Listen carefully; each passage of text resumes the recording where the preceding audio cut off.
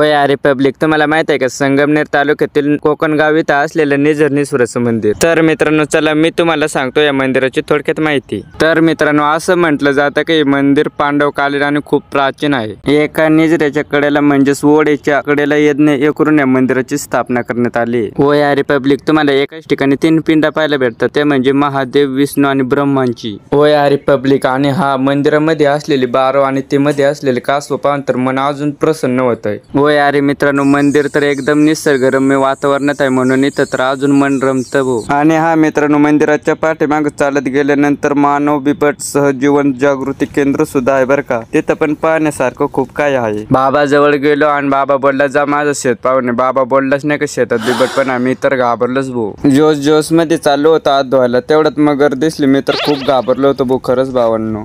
लहान मुलांसारखे घसरगुंडी खेळायला तर गेलो, पण दात पडता पडता वाचले बघा तुम्हीच।